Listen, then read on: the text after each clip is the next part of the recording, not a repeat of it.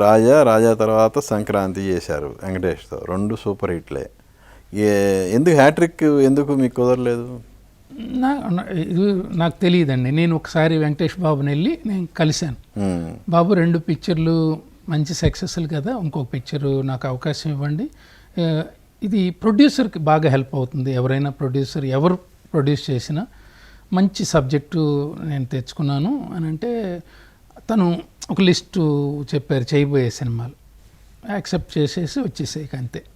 అప్పుడు షాడో చెప్పారు, నాగవల్లి చెప్పారు, ఇంకా మసాలా చెప్పారు.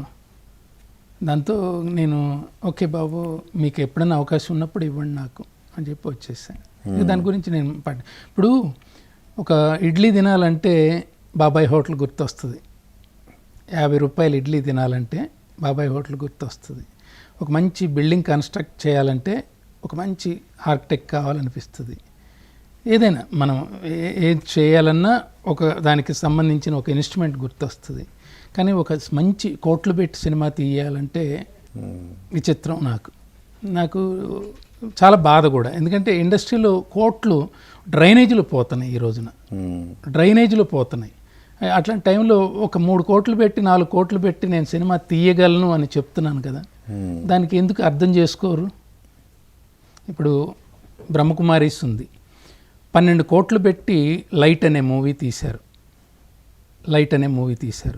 మొన్ననే నోన్ షోలుగా రిలీజ్ అయ్యి అది కనపడకుండా వెళ్ళిపోయింది.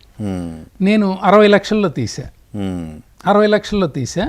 మొత్తం అందరికి main pillars, Brahma Kumaris main pillars అందరికీ నచ్చింది. ఒక ఆయన అయితే స్పాంటేనియస్గా 5 lakhs క్యాష్ తీసి ఇచ్చాడు. ఎంత బాగా తీసావా, అసలు నువ్వు అసలు ఎలా అర్థం చేసుకున్నావు, అసలు బ్రహ్మకుమారీస్ జ్ఞానాన్ని నువ్వు ఎలా అర్థం చేసుకున్నావు, ఎలా పోర్ట్రేట్ చేసావు అంటే నాకు గౌరవంగా బ్రతకాలనే ఒక ఆశ. ఎందుకంటే నేను సినిమా ఇండస్ట్రీకి వచ్చినప్పుడు చాలామంది వ్యక్తులు చెడు వ్యసనాలకు బానిసలు అయిపోయి అర్ధాంతరంగా చచ్చిపోయారు.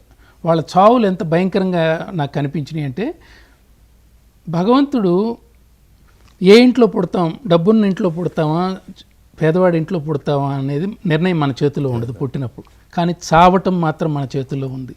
మంచిగా చావాలి, గొప్పగా చావాలి అనే కాన్సెప్ట్తో నాతో నేను ట్రావెల్ చేస్తుంటా. ఎవరి జోలికి నేను వెళ్ళను. నాకు చాలా అనుభవాలు ఉన్నాయి. ఇండస్ట్రీలో ఎంతో పెద్ద ట్రావెలింగ్ ఉంది. ఎప్పుడు చిరంజీవి గారితో ఫస్ట్ సినిమా న్యాయం కావాలి, నాకు తెలియని విషయాలు అంటూ లేవు. కానీ నేను ఏ రోజు మీడియా ముందుకు వచ్చి ఎవరిని మాట్లాడటం కానీ వాళ్ళని ఎవరిని బాధ పెట్టడం కానీ నేను ఏ రోజు చేయలేదు. ఎందుకంటే మన ట్రావెలింగ్ మనకి ఇష్టమైనప్పుడు ఎంతైనా ట్రావెలింగ్ చేయొచ్చు. నాకు ఈ రోజున బ్రహ్మకుమారీస్ అంటే వాళ్ళ గురించి చాలా మీడియాలో చెడు వార్తలు వస్తున్నాయి. 12 సంవత్సరాలుగా నేను ఫాలో అవుతున్నాను బ్రహ్మకుమారీస్ని. ఏ ఒక్క వాళ్ళు చెప్పే ఒక్క లక్షణం నేను చూడలే. ఎందుకంటే బాగా బతకాలనుకున్నప్పుడు అవన్నీ అనలైజ్ చేసుకుని ట్రావెల్ చేయాలి. నాకు అది వాళ్ళల్లో కనిపించలే. మేబీ కొంతమంది వల్ల ఆ సంస్థకి బ్యాడ్ నేమ్ రావచ్చు, కానీ ఆ సంస్థను నడిపేది ఎవరని తెలిస్తే మాత్రం షాక్ అవుతారు. సో మీ సినిమా రిలీజ్ అయిందా మరి? మీరు 60 లక్షలతో తీసిన సినిమా ఏం టైటిల్? చేస్తున్నాం. ఏం టైటిల్ ఏంటి? బ్రహ్మాసో విష్ణు. బ్రహ్మ తన పురుషార్థంతో తన శ్రీమతాన్ని, ఎవరు శ్రీమతాన్ని ఇచ్చారో ఆ శ్రీమతాన్ని పాటిస్తూ విష్ణువుగా ఎలా మారాడు అనేది ఆ పిక్చర్ సారాంశం. ఇది యాక్చువల్గా 88 సంవత్సరాలు ఆ సంస్థ ఆవిర్భవించి.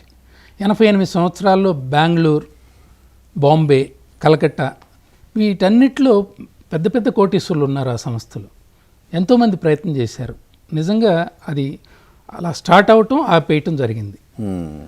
ఎప్పుడైతే కరోనా వచ్చిందో నేను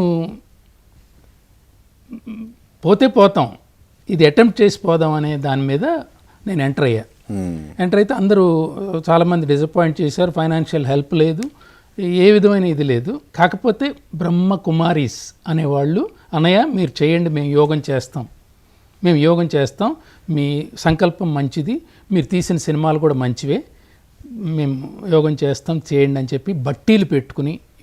అంటే అది ఎంత ఆశ్చర్యం అంటే మన జనరేషన్కి, మన ఫీల్డ్కి ఇవన్నీ చాలా షాకింగ్ అంటుంది. అందుకే పరమాత్మతో మమైకం అయిపోయి వాళ్ళు యోగం చేస్తారు. ఆ టచింగ్స్ కూడా అలాగే వస్తాయి వాళ్ళకి. కరెక్ట్గా అదే రోజు ప్రారంభించే రోజు మీడియా హెడ్ కరుణ, బ్రహ్మర్షి కరుణాభాయ్ ఫోన్ చేసి నువ్వు చేసిన అటెంప్ట్ మంచిది శివ, బాగా చెయ్యి అని చెప్పి వీడియోలో అభినందించారు. ఇది గ్రేట్ అచీవ్మెంట్ ఫర్ మీ. అంటే నేను మీకు బిగినింగ్లోనే ఒక క్వశ్చన్ అడిగాను. ప్రథమార్థం అంతా సక్సెస్ఫుల్గా సాగి ద్వితీయార్థంలో ఒక విధంగా చెప్పాలంటే లాస్ట్ 8 years అసలు సినిమా లేదు, చేయలేదు. అంటే నేనేమంటానంటే నా సినిమాలన్నీ టీవీలో వస్తుంటాయి కదా, ఏ నిర్మాతకైనా పాపం ఇతనితో మనం చేయొచ్చు. ఇప్పుడు నేను వెళ్ళి అడుక్కోవాలా చెప్పండి, అడుక్కోవాలంటే నాకేమో ఆ యుగో లేదు. అంటే ఒకటే అండి, ఇప్పుడు సక్సెస్ ఉంటే మీరు అడగాల్సిన పని లేదు. అదే నేను అందుకే సక్సెస్ లేనప్పుడు డెఫినెట్గా మనం ట్రయల్ అనేది ఉండాలిగా. నేను ట్రయల్, నాకు సక్సెస్ లేకుండా ట్రయల్ లేకుండా నాకు ఇవ్వాలి అంటే తెలిసిన నిర్మాతలు అప్పుడప్పుడు కలుస్తున్నాను కదా. ఇప్పుడు వెంకటేష్ బాబుని కలిశాను, సురేష్ బాబుని కలిశాను, ఆర్బి చౌదరి గారిని కలిశాను. అంటే నువ్వు సక్సెస్లు ఇచ్చిన సంస్థ నీతో సినిమా తీస్తే బయట వాళ్ళు కూడా ఇస్తారు. వాళ్ళకి ఏంటంటే వేరే ప్రాజెక్ట్స్ వల్ల నాతో చేయటం కుదరలా. గాడ్ ఫాదర్, చిరంజీవి గారితో గాడ్ ఫాదర్ చేశారు, దానికి ముందు నాతో సెట్టింగ్స్ జరిగినాయి. చిరంజీవి గారితో గాడ్ ఫాదర్ చేశారు ఆర్బి చౌదరి గారు. కొన్ని ప్రపోజల్స్ హీరోలకు పెట్టడం జరిగింది.